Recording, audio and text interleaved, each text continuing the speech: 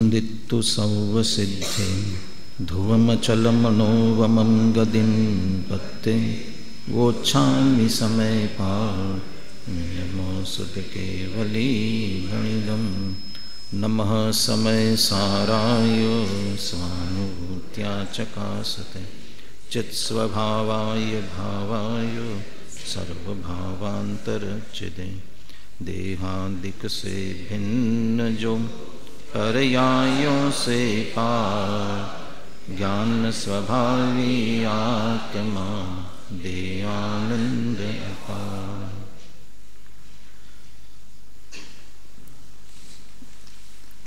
आचार्य कुंदकुंदे विरचित समय सार परमागम 19वीं गाथा की चर्चा चल रही है।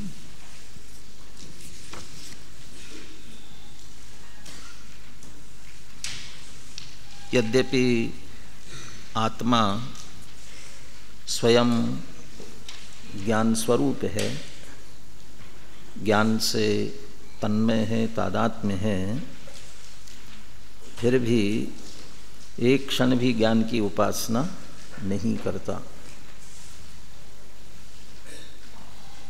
ये निश्चय व्यवहार की संधि है। ज्ञानी को द्रव्य स्वभाव का भी ध्यान रहता है और पर्याय का भी ध्यान रहता है। द्रव्य स्वभाव से कैसा मैं हूँ और वर्तमान में पर्याय की स्थिति क्या हो रही है। तीसरा कलश भी है, यद्यपि मैं तो शुद्ध मात्र चैतन्य मूर्ति हूँ, फिर भी परिणति मलिन हुई है मोहोदय से। ये जो दो प्रकार की स्थिति है, जैसे स्वयं भेद विज्ञानी सम्यक दृष्टि ज्ञानी आत्माओं को ख्याल में है, उसी आधार से वे अज्ञानियों को समझाना चाहते हैं। आपकी आत्मा में भी दो स्थितियां हैं। एक तो आपका आत्मा स्वयं ज्ञान स्वरूप, ज्ञान में त्रिकाल एक रूप शुद्ध रहने वाला, शुद्ध नय की दृष्टि से उसे देखा जाए तो उसमें अबद्ध स्पृष्टादि भाव प्रविष्ट नहीं होते। इसलिए उसके वो विज्ञान घन शब्द से भी यही बात स्पष्ट करते हैं कि ऐसा वो ठोस ज्ञान का पिंड है कि जिसमें रागादि प्रविष्ट नहीं होते। तब कर्म और शरीर के प्रवेश होने की बात तो बहुत दूर की है। ये प्रविष्ट होकर के जीव के चैतन्य पने को खंडित कर सके, ज्ञान पने को खंडित कर सके, ऐसा नहीं है। इसका मतलब त्रिकाल ज्ञान स्वरूप है, ज्ञानमय है। अब ज्ञानमय है तो ज्ञान का लाभ मिलना चाहिए ना। ज्ञानमय होते हुए ज्ञान का लाभ क्यों नहीं मिलता? क्योंकि ऐसा हो ना, जैसे अपने गांव में बिजली आ गई हो और अपने घर में वो बिजली माने लाइट के लिए जो भी फिटिंग होती है, वायर फिटिंग कर दी, बल्ब लगा दिए जहाँ जहाँ जो जो चाहिए, ये अपने घर में भी उसकी व्यवस्था पूरी कर ली। अब तो अपने घर में प्रकाश उजाला हो जाना चाहिए ना। बिजली आई ही नहीं थी जब तो अलग बात थी, बिजली तो आ गई, हमारे घर में व्यवस्था नहीं थी वो अलग बात थी। लेकिन अब वहाँ बिजली आ चुकी है, हमारे घर में भी पूरी फिटिंग हो गई है, फिर भी अंधेरे में है। अब किस कारण से? कितनी सी बात रह गई, सिर्फ अपने घर के कनेक्शन को उस बिजली घर के कनेक्शन से जोड़ने की आवश्यकता है। यही स्थिति कह रहे हैं। ज्ञान में पुण्य पाप अधिकार की गाथाएं 160 नंबर की गाथा शायद कल देखी थी अपन ने। स्वभाव से आत्मा तो कैसा है? सर्वज्ञ और सर्वदर्शी। तो ये सर्वज्ञ सर्वदर्शी स्वभाव एक तरफ ऐसा स्वभाव पड़ा है और ऐसे स्वभाव का प्रगटपना, ऐसा स्वभाव पर्याय में प्रकट कर सके, उसके लिए जो साधन चाहिए वो साधन भी हमारे पास पर्याय में प्रकट हो चुके हैं। अब कौन से साधनों की आवश्यकता होती है ना? सम्यक दर्शन की पात्रता की बात करते हैं तो ये संगी, पंचेंद्रिय, भव्य जीव, ऐसी कुछ बातें जोड़ते हैं ना हम, तो उसमें संगी पंचेंद्रिय पना ये चाहिए। तो यहाँ संगी पंचेंद्रिय पना है। संगी पंचेंद्रिय के ज्ञान में जितना उघाड़ होता है, जो सम्यक तो प्रकट करने के लिए आवश्यक है, वो सब यहाँ है। वो ज्ञान का उघाड़। श्रद्धा और चारित्र की आवश्यकता नहीं है क्या? श्रद्धा और चारित्र में भी कुछ पात्रता चाहिए, वो उसके अनुसार श्रद्धा और चारित्र में भी पात्रता आ गई है। बस ये उपयोग, इस उपयोग को उस स्वरूप के साथ जोड़ दिया जाए तो बस वो ज्ञान का प्रकाश वह प्रकट हो सकता है। अब वही ज्ञान की उपासना है। बस ये नहीं हुआ बस इस कारण से। तो कैसे होगा? कभी कभी ये बहुत दिनों से हम कोशिश कर रहे हैं, बिजली घर वाले को बुला रहे हैं, वो आता नहीं है, जोड़ता नहीं है, तो हमने क्या कर दिया, स्वयं अपने हाथ से जोड़ दिया तो उजाला हो जाएगा। तो दोनों स्थितियां हैं, या तो आकर के जोड़े या फिर हम स्वयं जोड़ लें तो उजाला हो सकता है। ऐसे ही ये अंतरंग में ऐसा स्वरूप पड़ा हुआ है, ऐसे स्वरूप को हम स्वयं जाने अथवा कोई हमें समझावे तब हम जाने, तो ये ज्ञान का प्रकाश, जिसको प्रतिबुद्धता कहा, प्रतिबुद्धपना, प्रतिबुद्ध, बुद्धता आनी नहीं है कहीं से, जो है उसी का प्रकट होना है, इसलिए प्रतिबुद्ध, प्रतिबुद्धता। बुद्धता तो थी, वो व्यक्त नहीं हो रही थी, इसलिए उसे व्यक्त किया, वो प्रतिबुद्ध। कितने काल तक ऐसा फिर अप्रतिबुद्ध रहता है जीव? तर्हि कियंतम कालम अयम अप्रतिबुद्धो भवति इत्यभिधीयताम। कितने काल तक? क्या उत्तर दिया कुंदकुंदाचार्य ने फिर? कितने काल तक? एक एक जीव, सर्वज्ञ भगवान समो शरण में बैठे और वहाँ जितने जीव उपस्थित हैं, उन सब जीवों के मन में ये प्रश्न खड़ा हो, मैं कितने काल तक अप्रतिबुद्ध रहूँगा, या मुझे, वैसे तो वहाँ सम्यक दृष्टि ही पहुँचते कहते हैं, भव्य जीव पहुँचते हैं, लेकिन वे उनके मन में, मानो जो मिथ्या दृष्टि अज्ञानी और उनके मन में प्रश्न हो तो उसका समाधान तत्काल मिलेगा ना, काल सहित मिलेगा ना, तिथि सहित, तिथि के साथ समय सहित, इतने इतने काल बाद इतने।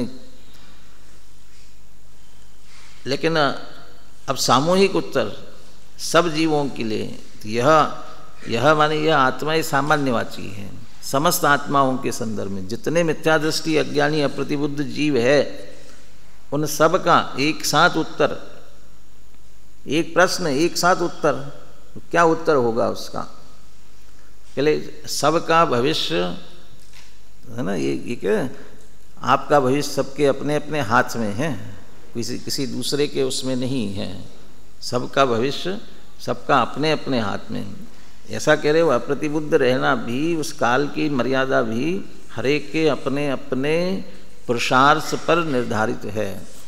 जब उस प्रकार का पुरुषार्थ करोगे तब प्रतिबुद्ध होगे, और जब तक नहीं करोगे तब तक अप्रतिबुद्ध रहोगे। कौन से परिणाम के कारण से, कौन सी मान्यता के कारण से? ये अब 19वीं गाथा है। बोलिए गाथा और पद्यानुवाद बोलिए।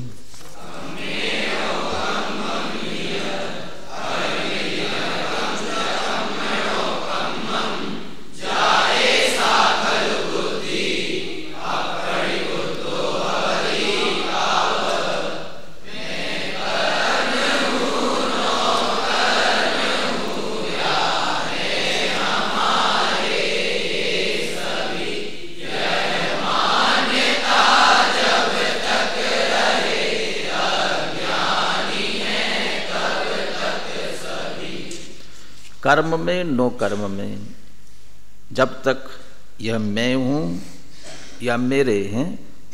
टीका में तो ऐसा लिया कि इनमें मैं हूँ और मुझ में ये है, इस तरह से एकत्व स्वस्वामीपना जहाँ भी होता है, जिसके साथ जो संबंध होता है, भाई भाई भाई भाई होगा तो मैं उसका भाई हूँ, और वो कौन है मेरा? कुछ नहीं है, कोई नहीं है। ऐसा होता है क्या? कोई संबंध हो, पति पत्नी, वो मेरी पत्नी है और मैं कुछ नहीं हूँ उसका, ऐसा होगा? संबंध हमेशा वो मेरा मित्र है और मैं कुछ नहीं, तो ऐसा नहीं, दोनों तरफ का संबंध होता है।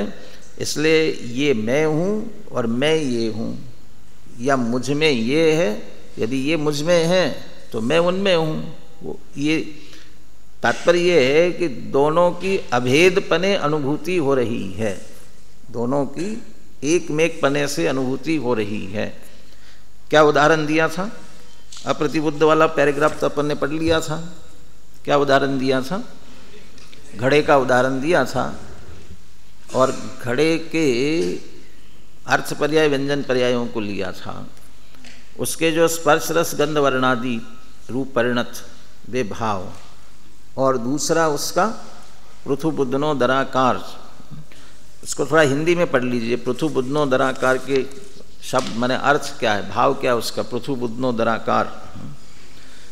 जिस प्रकार स्पर्श रस गंध वर्ण आदि भावों में तथा चौड़ा गहरा अवगाह रूप उदरादि के आकार परिणत हुए पुद्गल स्कंदों में, माने जो पुद्गल स्कंद ये कुछ स्पर्श रस गंध वर्ण रूप से और एक ही विशिष्ट, जितनी उसकी ये चौड़ाई जितनी हो, कितना बड़ा घड़ा, और उसकी वो गहराई, अंदर पानी कितना समा सकता है उसमें वो, और फिर उसका वो गोल वगैरह आकार, उदर इत्यादि प्रकार से ये आकार। माने घड़ा कहते ही आपके सामने एक चित्र खड़ा होता है ना। घड़ा कहा तो गधे का चित्र तो ख्याल में नहीं आता ना, और गधा कहने पर घड़े का चित्र तो नहीं आता है ख्याल में। ये बराबर गाय और भैंस कहते ही क्या ख्याल में आता है? कोई काली काली काली होती है, वैसा आएगा ना ख्याल में। और गाय कहने पर सफ़ेद होती है, वो कालापना वैसा ध्यान में नहीं आएगा। वो वैलक्षण्य के लिए उदाहरण भी दिया उसमें प्रतिविज्ञान में, क्या है, गो विलक्षणो महिषा, ऐसा दिया ना। तो वो उसी प्रकार का आकार।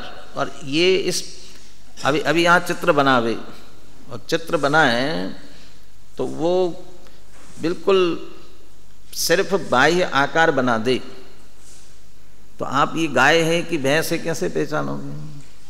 कैसे समझ में आए? आकार बना दिया अकेला, तो गाय है कि भैंस है? क्योंकि बाह्य आकार का आकार तो दोनों का एक सा होता है, तो उसमें से कैसे पहचानोगे?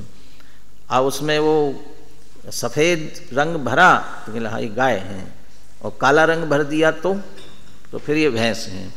तो वो वर्णादि आकार के साथ साथ वर्णादि, ये दोनों माने हम वो वर्णादि रूप परिणत और उस आकार रूप परिणत, इन दोनों से मिला करके उन दोनों में एक मेकपना करते हुए यह या घट की बात की, यह घट है, वो ऐसा निर्णय करते हैं। तो उनमें चूंकि वह एक मेक है उसके साथ में, इसलिए वो निर्णय सही है, वो घट का निर्णय बराबर है। चूंकि वह घड़ा घट रूप से परिणत पुद्गल स्कंद उस समय उस आकार में और उस प्रकार के वर्णादि में परिणत है, इसलिए यह घट है ऐसा हमें उस समय ज्ञान होता है। अभेदपने से कह रहे, वो वर्णादि और उस आकार में यह घट ऐसा अभेदपने, और घड़े में ये सभी है ऐसा अभेदपने से हमें ज्ञान होता है। तो ये होना तो ठीक है, वहाँ उचित है। वो जिस प्रकार वहाँ इतना अभेदपना हो रहा है कि वैसा का वैसा अभेदपना यहाँ कर्म और नो कर्म में जीवपने का हो रहा है, स्वयं का, अपना आत्मा का। मैं ऐसा संचेतन आते ही हमें किसका संचेतन होता है? मैं। ये कर्म नो कर्म का, सबसे पहले शरीर का। यद्यपि 3 कर्म की बात ली, द्रव्य कर्म, भाव कर्म और नो कर्म, लेकिन इसमें अर्थ करते समय टीका में भाव कर्म और नो कर्म लिए, क्योंकि कर्म के परिणाम जो कि मोह राग द्वेषादि के रूप में अंतरंग में परिणमित होते हैं, वो भाव कर्म के रूप में, और शरीर आदि के रूप में बाह्य में परिणत होते हैं उनमें। चूँकि वो हमारा भाव जो चलता है ये शरीर के संदर्भ में, ये बाहर में वो व्यंजन पर्याय, वो आकार प्रकार के संदर्भ में, मैं दुबला हूँ, मैं मोटा हूँ, मैं काला हूँ, मैं गोरा हूँ, ये जो परिणाम चलते हैं, ये जो सारे परिणाम, और दूसरी तरफ ये भावों के संदर्भ में, मैं क्रोधी हूँ, मैं मानी हूँ, मैं लोभी हूँ, वो इन परिणामों के साथ में द्रव्य कर्म के साथ नहीं चलता है। द्रव्य कर्म के साथ में सोच के देखो, द्रव्य कर्मों के साथ कहाँ चलता है? द्रव्य कर्मों के साथ तो उनका चलेगा जो जानते हैं कर्म को, वो जानेंगे। जैसे क्यों तुम्हें याद नहीं होता जल्दी? ये क्या करे साहब, मेरा क्षोभशम ही कम है।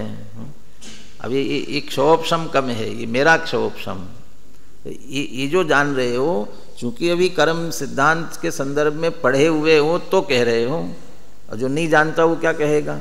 वो तो क्या बुद्धि कहेगा वो। तो वो बुद्धि जो है वो ज्ञानावरणी कर्म के क्षोभशम से जो ज्ञान का परिणाम, तो वो तो एक तरह से भाव कर्म के रूप में लेंगे बुद्धि को।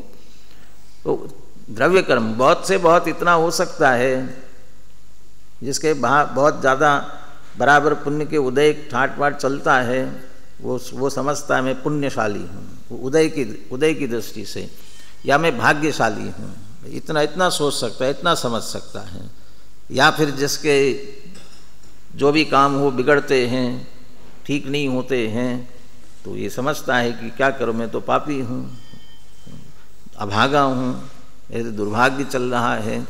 तो वो इतना कर्म के संदर्भ में इस प्रकार की मान्यता चल सकती है। यही परिणाम हमारे चलते रहते हैं। ये जो कर्म नो कर्म में एकत्व बुद्धि, ये अप्रतिबुद्ध, और अप्रतिबुद्धता वो मिथ्यात्व, मिथ्या दर्शन का परिणाम है। तो कैसे उसकी मान्यता होती है? टोडरमल जी का प्रकरण देख लेना, तीसरे और चौथे अधिकार में, ये दूसरे और तीसरे में, तीसरे चौथे में दोनों में वर्णन किया, जो दर्शन मोह के उदय से होने वाली जीव की अवस्था और दर्शन मोह से होने वाले दुख, ये दो जगह लिया हुआ है। तो क्या अवस्था बनती है तो वह दिया हुआ है। एक जगह तो अपने स्वरूप की बात भी ली ना, अनादि निधन नहीं, अमूर्तिक प्रदेशों का पुंज, प्रसिद्ध ज्ञानादि गुणों का धारी, अनादि निधन वस्तु आप है, और जिनका नवीन संयोग हुआ, ऐसे मूर्तिक पुद्गल परमाणुओं से बना हुआ ये शरीर आदि, ये पर है, ज्ञानादि से रहित शरीर आदि ये पर है। परंतु ये इसको भेद ज्ञान नहीं होने से दोनों को एक मेक मानता है। एक प्रकरण में ये भी लिया, तीनों बातें ली है, पर द्रव्य, पर भाव, पर द्रव्य पर भाव, उसके साथ जोड़ा समझ लीजिए, माने 3 चीज़ें, पर द्रव्य पर भाव, उनके निमित्त से होने वाले विकारी भाव और स्वभाव, ये 3 के मिले जुले में यह मैं, ये जो अहम बुद्धि चलती है, ये 3 के मिले जुले में, पर द्रव्य पर भाव, उनके निमित्त से होने वाली विकारी भाव, और स्वभाव भी उसके साथ साथ रहता है। इन सबको मिला जुला करके ये मैं ऐसी मान्यता करता है।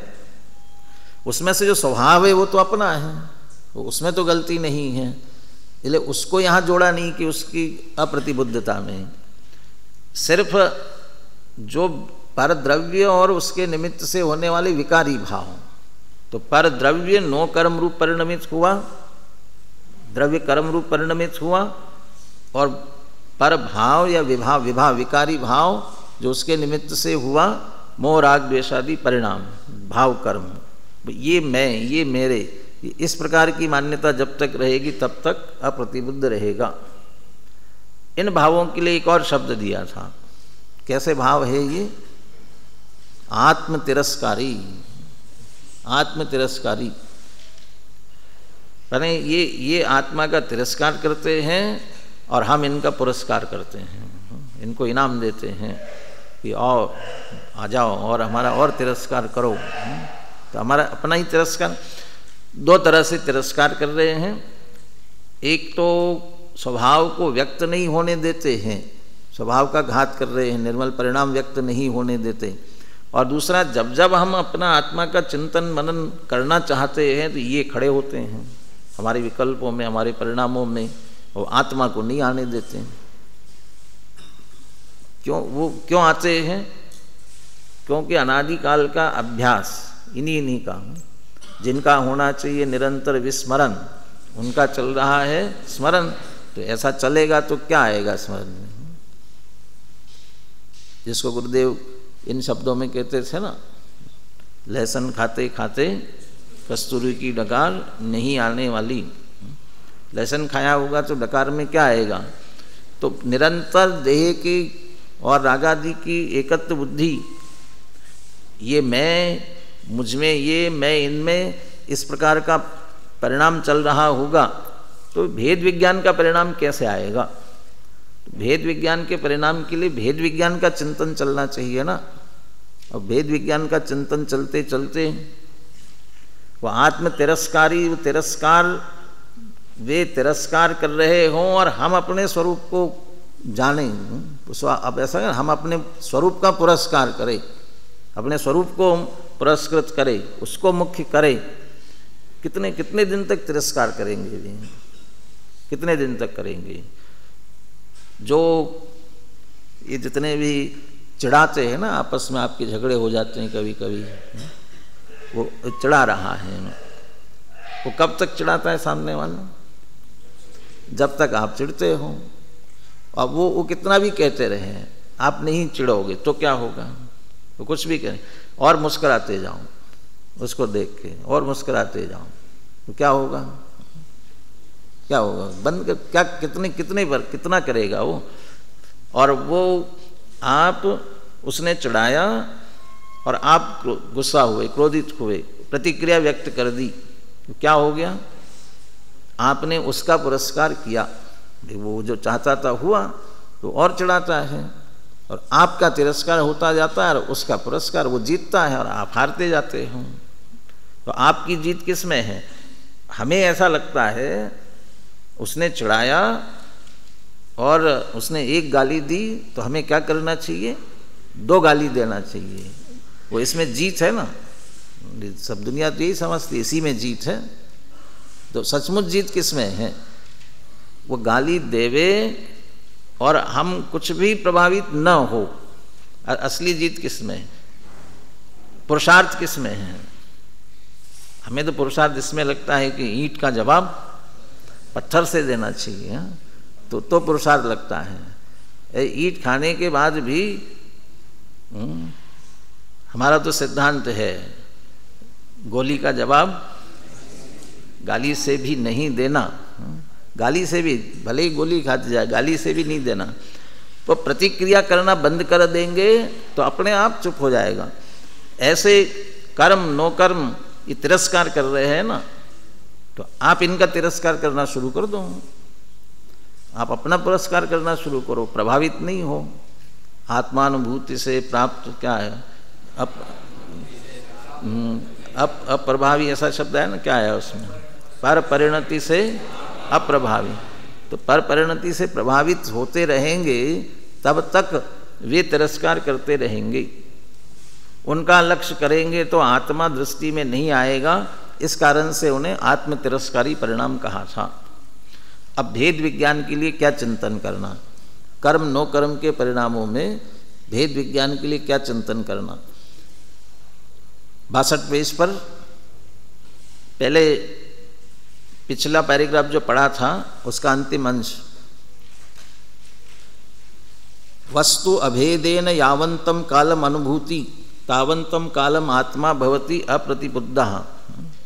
ये जो पुद्गल के परिणाम थे, इनके साथ अभेदपने से जब तक अनुभूति करेगा तब तक क्या रहेगा, वह उतने काल तक अप्रतिबुद्ध रहेगा।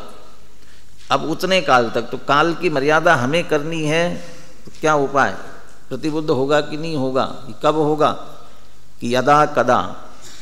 और यदा कदा का मतलब क्या होता है, जब कभी, जब कभी तो जब कभी, तो वो, लेकिन जब कभी का वो काल कब आ सकता है उसको स्पष्ट करते हैं।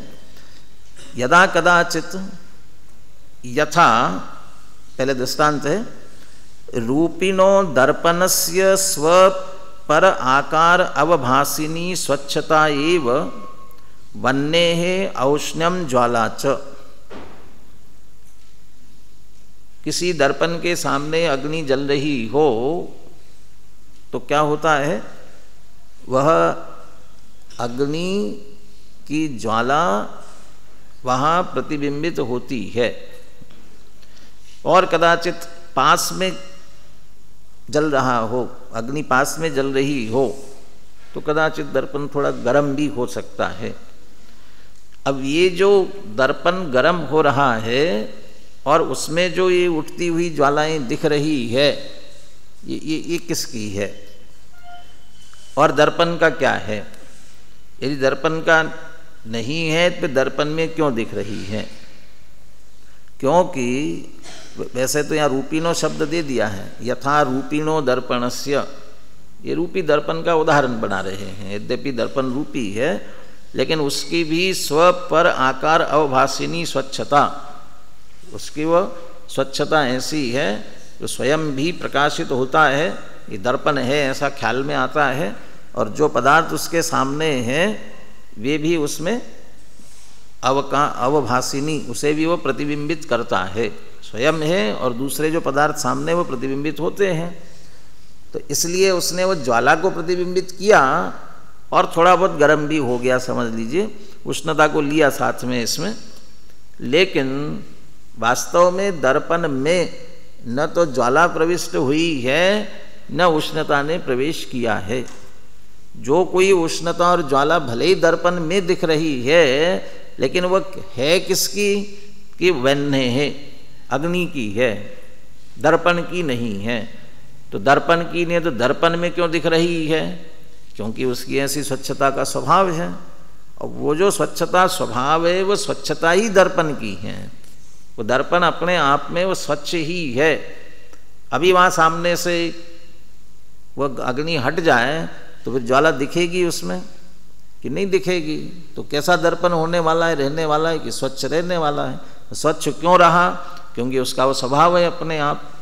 तो इसलिए जैसी वहाँ अग्नि ज्वाला और उष्णता उसमें प्रविष्ट नहीं होती है, दर्पण स्वच्छ रहता है।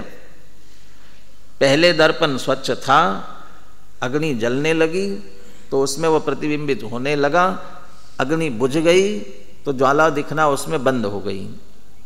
पहले स्वच्छ था, जब ज्वाला दिखने लगी तब क्या हो गया, अस्वच्छ हो गया, मलिन हो गया, ज्वाला उसमें दिखने लग गई, और जब बुझ गई तो पुनः स्वच्छ हो गया।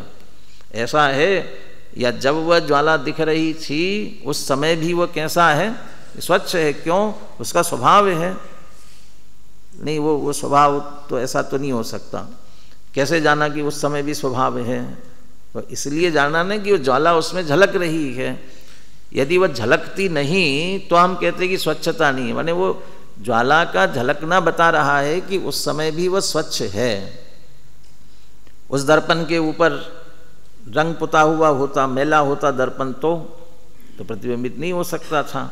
वो प्रतिबिंबित हो रहा है, इसका मतलब उस समय भी वह स्वच्छ है। यहाँ भेद विज्ञान ये करा रहे हैं, वह ज्वाला और उष्णता अग्नि की है, दर्पण की नहीं है। दिख रही है दर्पण में, लेकिन दर्पण की नहीं है। तो दर्पण में क्यों दिख रही है, क्योंकि दर्पण का स्वपर को प्रतिबिंबित करने का स्वभाव है, स्वच्छता वाला स्वभाव है। और वो जो स्वच्छता स्वभाव है वो दर्पण का है, और जो उसमें झलकने वाली अग्नि की उष्णता और ज्वाला है वो अग्नि की है, दर्पण की नहीं है। ये बाहर में तो बहुत आसानी से ख्याल में आ जाता है, समझ में भी आ जाता है, लेकिन वो उस उदाहरण के माध्यम से यहाँ अंतरंग में इसी तरह भेद विज्ञान करना है। ये यथा की बात पूरी हो गई। तथा निरूपस्य आत्मनः स्वपर आकार अवभासिनी ज्ञात्रिता एव। निरूपस्य आत्मनः, अब ये इसमें उदाहरण में तो बराबर कहा रूपिणो दर्पण, वो दर्पण तो रूपी है, और उसका जो स्वपर आकार अवभासिनी, ये जो अर्थ शब्द दिए हैं तो उसका अर्थ प्रतिबिंबित करना है। वो प्रतिबिंबित करता है, जानता नहीं है, शब्द वही प्रयोग किए लेकिन वह प्रतिबिंबित करता है। और निरूपस्य आत्मनः, अरूपी अमूर्तिक आत्मा की क्या विशेषता है, वह भी स्वपर को जानता है। ये अवभासिनी का अर्थ या जानने के अर्थ में लेना, तो उसका स्वपर प्रकाशक, प्रकाशक शब्द लगा लीजिए। दर्पण को भी कहते हैं वो स्वपर प्रकाशक है, अपने को भी प्रकाशित कर रहा है, मैं दर्पण हूँ, और जो उसके सामने प्रतिबिंबित हो रहे हैं उनको भी प्रकाशित कर रहा है। लेकिन वो रूपी होने से उसका मूर्तिक पना रूप स्वपर प्रकाशक स्वभाव है, और अमूर्तिक आत्मा का ज्ञानात्मक स्वपर प्रकाशक स्वभाव है। स्वपर आकार अवभासिनी ज्ञात्रिता एव पुद्गलानाम कर्म नो कर्म च इति। और उसी में जो ये समझ रहा है ये मैं कर्म हूँ, मैं नो कर्म हूँ, ये जो समझ रहा है उसमें मैं आत्मा है ना, वो आत्मा, उस आत्मा का क्या है कि ज्ञात्रिता, वो ज्ञान स्वभाव, जानन देखन स्वभाव, स्वपर प्रकाशक स्वभाव, वो मेरा है। और फिर ये जो इसमें जो मैं कर्म मैं नो कर्म ऐसा मुझे लग रहा है, ये किसके, ये कह रहे हैं पुद्गलानाम, ये पुद्गल के हैं। ये तो मुझ में मुझरूप भाषित होते हैं, तो ज्ञात्रिता एव, तुम्हारा ज्ञाता स्वभाव ऐसा है, वे तुम्हारे जानने में आते हैं, तुम्हारे ज्ञाता स्वभाव के कारण से वे जानने में आते हैं। तो जानने में आते तो ज्ञेय है, ज्ञान के ज्ञेय है, तुम्हारे कैसे हो गए, हुए नहीं है तुम्हारे, लेकिन तुम अपना जानते हो, अपना मानते हो, ये तुम्हारे नहीं है किसके, कि पुद्गल के ही है। वो जो अग्नि में दो जो बातें ली थी, ज्वाला और उष्णता, यहाँ कर्म और नो कर्म, इसके लिए वहाँ उष्णता को भी जोड़ा, जबकि उष्णता प्रतिबिंबित नहीं होती है, लेकिन उसको उष्णता शब्द का उल्लेख इसीलिए किया, जो यानी ज्वाला दिख रही है उसका आकार व्यंजन पर्याय, और उष्णता रूप परिणमित हो रहा है वो उसके अर्थ पर्याय, ये दोनों को बताने के लिए। ऐसे यहाँ भी जो शरीर आदि और नो कर्म और कर्म के परिणाम में राग आदि लिए हुए थे, मोह राग आदि अंतरंग में होने वाले, तो वे परिणाम, इसलिए उष्णता और ज्वाला ये दोनों बातें ली उसमें उदाहरण में भी।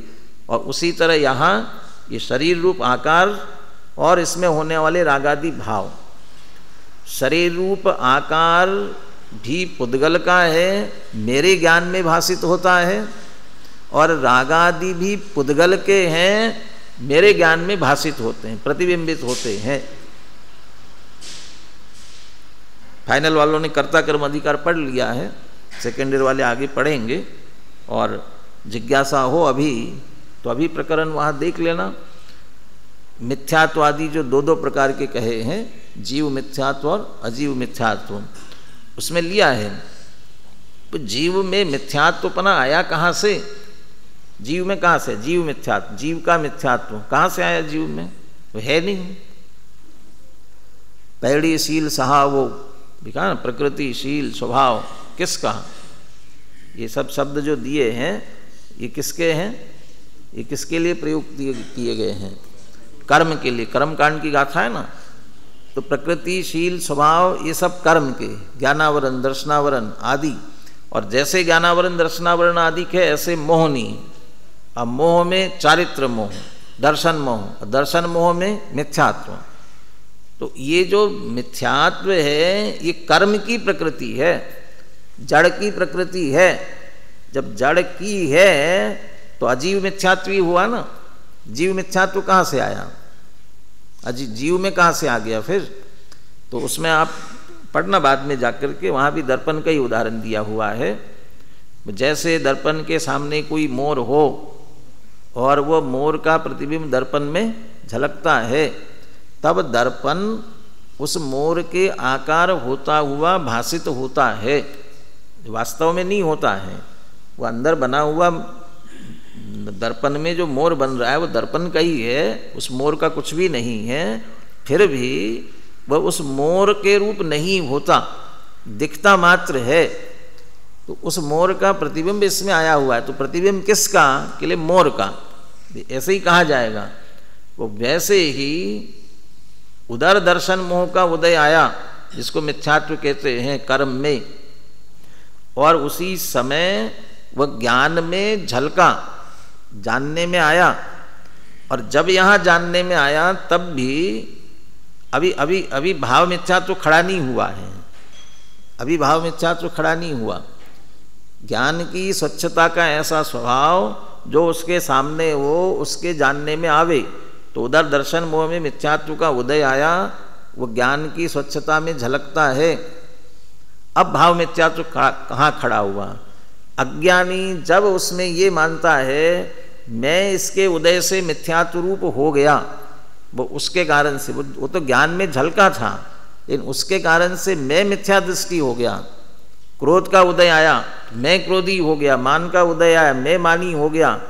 ऐसा क्रोध मान मोह, मोह राग द्वेष को उपयोग के साथ एक में करते हुए जब ऐसा मानता है, तब वह मोही रागी द्वेषी होता है, तब वह जीव मिथ्यात्व खड़ा होता है।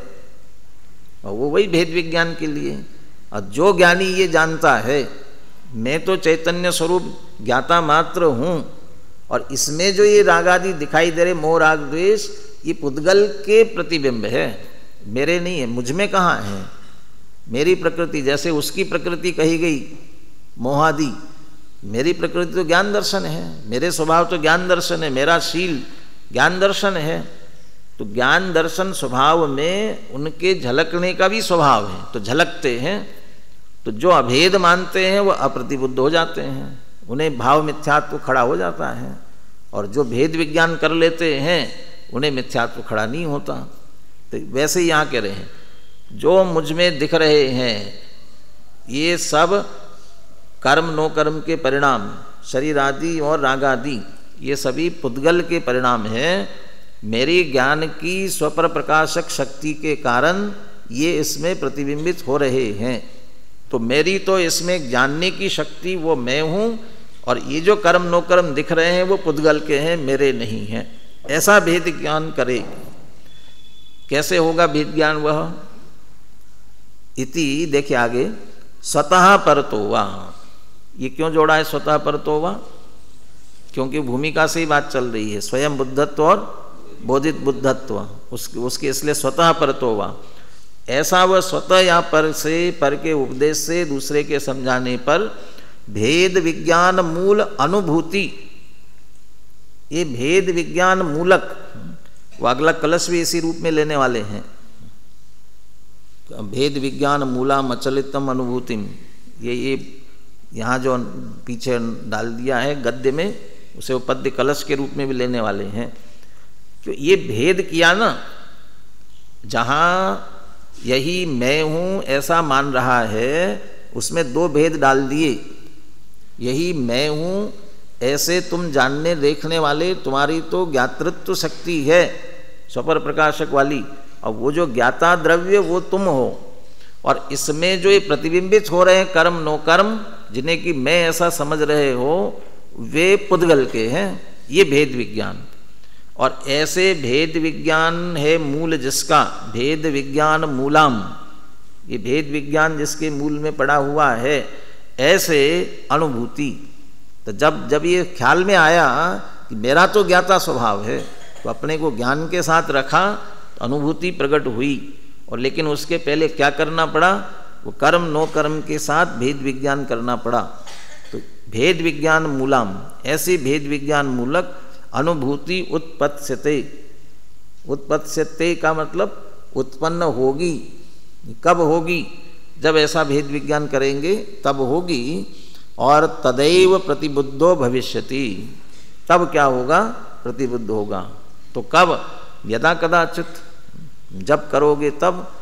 इसलिए काल की अपेक्षा से अपने अपने ऐसा भेद विज्ञान का पुरुषार्थ जिस समय होगा उसी समय, उस समय और उस समय से लेकर के वह निश्चित रूप से प्रतिबुद्ध होगा। देखिए यहाँ से थोड़ा पढ़ते हैं इसको ताकि और ख्याल में आ जाए अपने लिए। सीधा वही पैराग्राफ पढ़ते हैं। जिस प्रकार रूपी दर्पण की स्वच्छता ही स्वपर के आकार का प्रतिभास करने वाली है और उष्णता तथा ज्वाला अग्नि की है, इसी प्रकार अरूपी आत्मा की तो अपने को और पर को जानने वाली ज्ञात्रिता ही है, कर्म तथा नो कर्म पुद्गल के हैं। इस प्रकार स्वतः अथवा परोपदेश से जैसे भी हो, जिसका मूल भेद विज्ञान है, ऐसी अनुभूति उत्पन्न होगी, तब ही आत्मा प्रतिबुद्ध होगा, ज्ञानी होगा। थोड़ा अनुशीलन और देख लीजिए। इसमें ये अज्ञान और ज्ञानपना जयचंद जी छाबड़ा के भावार्थ में जो लिया था, उसे दो बातें स्पष्ट होती ऐसा कह करके एक दो क्रमांक देते हुए स्पष्ट किया हुआ है। उसमें से ये बात और अच्छी तरह से स्पष्ट होगी अपने लिए। बाकी गुरुदेव का उद्धरण वगैरह आप पढ़ लेना। 238 पेज पर भावार्थ में दो बातें स्पष्ट की है। कल अप्रतिबुद्धता की चर्चा की, पिछली कक्षा में समझ लीजिए आपके परसों, और प्रतिबुद्धता वाली बात भी आई। जिस प्रकार पुद्गल द्रव्य और उसके स्पर्शादि गुण हमें एक ही लगते हैं, क्योंकि हमें पुद्गल में स्पर्शादि का और स्पर्शादि में पुद्गल का अनुभव होता है, तो वहाँ तो चूंकि दोनों एक में है, इसलिए कोई दिक्कत नहीं है। होता है, हो सकता है, होना चाहिए, कोई दिक्कत नहीं है। यदि इसके अनुसार अपनी आत्मा में लगावे तो यहाँ आत्मा में क्या होगा, कैसा अनुभव होना चाहिए। जिस प्रकार पुद्गल द्रव्य और उसके स्पर्शादि गुण हमें एक ही लगते हैं, क्योंकि हमें पुद्गल में स्पर्शादि का और स्पर्शादि में पुद्गल का अनुभव होता है, तो यहाँ अपने में यथार्थ अनुभूति, सम्यक अनुभूति होगी तो किस रूप में होगी, इसी प्रकार से क्या होना चाहिए, ज्ञानादि गुण में, और ये अमूर्तिक प्रदेशों का पुंज जो कहा गया, असंख्यात प्रदेशी, भाई ये जो, और वर्तमान जिस शरीर के आकार परिणत हुआ भले ही, लेकिन ये उसमें वो अमूर्तिक और ज्ञानादि रूप ऐसा जो है, वह मैं उसमें आत्मा का और आत्मा में ज्ञानादि का, तो ज्ञानादि में आत्मा का और आत्मा में ज्ञानादि का अनुभव होना चाहिए। परंतु ये करता क्या है, उसी प्रकार कर्म नो कर्म और आत्मा में भी हमें एकत्व की भ्रांति होती है। वे दोनों एक ही लगते हैं। जब तक यह भ्रांति रहेगी तब तक आत्मा अप्रतिबुद्ध रहेगा, किंतु जब आत्मा यह जान लेता है कि आत्मा और कर्म नो कर्म भिन्न भिन्न है, क्योंकि आत्मा तो ज्ञाता चेतन द्रव्य है और कर्म नो कर्म पुद्गल अचेतन है, तब प्रतिबुद्ध हो जाता है। इस प्रकार कर्म नो कर्म में एकत्व बुद्धि अप्रतिबुद्धता है, अज्ञान है, और भगवान आत्मा को इनसे भिन्न जानना प्रतिबुद्धता है, ज्ञान है। और दृष्टांत में क्या लिया, जिस प्रकार दर्पण में जो ज्वाला दिखती है वह अग्नि की नहीं, दर्पण की ही स्वच्छता है। अब इसमें जयचंद जी छाबड़ा ने उष्णता नहीं ली होगी, देखो उसके ऊपर ही है ना भावार्थ। जैसे दर्पण में अग्नि की ज्वाला दिखाई देती है, वो उष्णता गौण कर दिया। अमृतचंद्र आचार्य ने उष्णता भी लिखा, लेकिन क्यों छोड़ा, क्योंकि उष्णता दिखती नहीं ना उसमें, इसलिए छोड़ा। तो अमृतचंद्र आचार्य ने उष्णता भी क्यों लिखा साथ में, क्योंकि अर्थ पर्याय भी बतानी थी, रागादि के लिए उदाहरण लेना था। वो प्रतिबिंबित नहीं होता, लेकिन उष्णता और ज्वाला तो अग्नि की रहती है, दर्पण में नहीं आती, दर्पण की नहीं होती, लेकिन प्रतिबिंबित की अपेक्षा से सिर्फ ज्वाला को लिया। जिस प्रकार दर्पण में जो ज्वाला दिखती है वह अग्नि की नहीं, दर्पण की स्वच्छता है, क्योंकि अग्नि ज्वाला तो दर्पण में, अग्नि की ज्वाला तो दर्पण में प्रविष्ट ही नहीं हुई, वह तो अग्नि में ही है। उसी प्रकार कर्म नो कर्म तो ज्ञेय है। उनका जो प्रतिबिंब आत्मा में प्रतिभासित होता है वह आत्मा के ज्ञान की ही स्वच्छता है, क्योंकि कर्म नो कर्म तो आत्मा में प्रविष्ट हुए ही नहीं है, वे तो स्वयं में ही है। इस प्रकार का भेद ज्ञान रूप अनुभव जब आत्मा को होता है तभी आत्मा प्रतिबुद्ध होता है। ये सभी थ्योरी के रूप में तो हम सभी समझ लेते हैं, लेकिन इसका प्रैक्टिकल अपनी अपनी हर एक की कहाँ प्रैक्टिकल करना है, इसका प्रयोग एक्सपेरिमेंट कहाँ करना, प्रयोगशाला में जाकर के करना, लैब में।